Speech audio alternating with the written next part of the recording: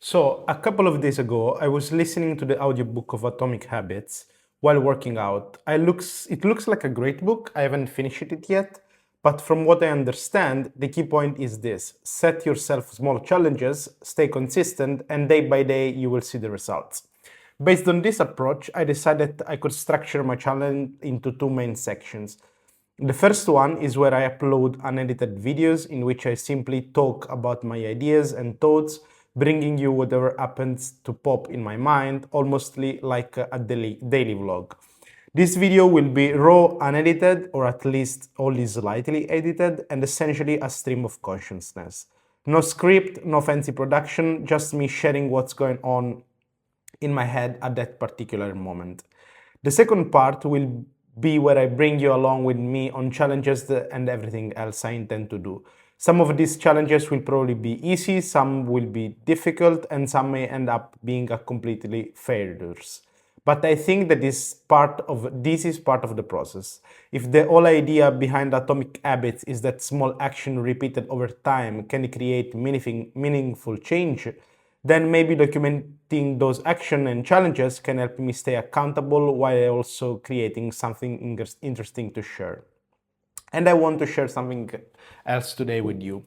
So yesterday was the 80th anniversary of the foundation of the Italian Republic, and I attended an official celebration. We started with the conservatory playing the national anthem, followed by several artists performing their music, and the event ended with a 20 minutes performance by the official Taranta band, which plays the traditional music of the region where I live.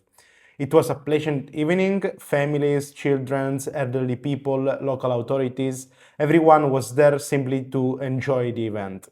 Nothing extraordinary happened, but perhaps that was exactly the point. It was one of those occasions where people gather not because they are share the same political ideas or the same background, but because they share the same country and a common history. And today I would like to share my thought about it. While we were happy and celebrating, in my country something else happens. Four migrants were brutally by being alive.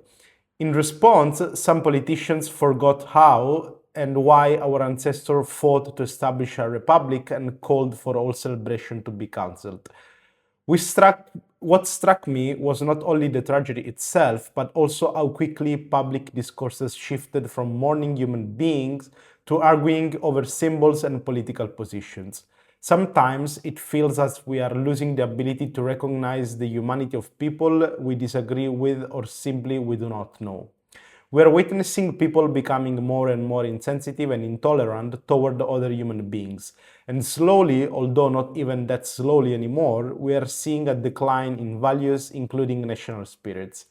As I told you before, I lived in the US for almost 6 years, and although I found it amusing how attached Americans are to their nation flag, so much that they sing the national anthem every morning in school and in some sports if you win the championship, you are declared world champions.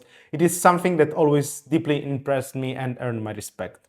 So whether if you agree with that level of patriotism or not, there is something powerful about having a shared sense of belonging. There is something powerful and meaningful about feeling connected to a community larger than yourself. This is what I think. From what I observed while living in Italy, Independence Day and Republic Day, which are two different occasions by the way, are often seen a little more to an excuse to go hiking with friends, eat some barbecue, and enjoy a day off. And there is absolutely nothing wrong with enjoying a day off, of course, because I do it myself. But sometimes I wonder whether we have forgotten the reason those days exist in the first place. Maybe it is because we have become accustomed to the freedom and rights we enjoy. Maybe because many of us have never experienced what life looks like when those freedoms are absent, or maybe it is simply human nature to stop appreciating things once they become normal. But let me be clear here. I do not want to make any political statement. I do not want to tell you whether you should or you should not celebrate. This is not my place, and certainly I do not have enough expertise to do so. I'm simply sharing my thoughts with you. What I find interesting is that for one evening, thousands of people gathered to celebrate a common identity, and less than 24 hours later, most of them went back to their normal lives. everyday lives. So tomorrow, actually today, they will go to work, take their kids to school, worry about bills, complain about traffic, and continue with their routines. And the celebration will become just another memory until next year. And maybe this is completely normal. Maybe this is exactly what these celebrations are supposed to be. Briefly reminders that rather than life-changing events. Still, I cannot help but wonder if we would benefit from thinking about them a little more often, not because we should blindly celebrate our country or ignore its problem, but because understanding where we come from might help us better understand where we want to go. But maybe I'm just overthinking the whole situation.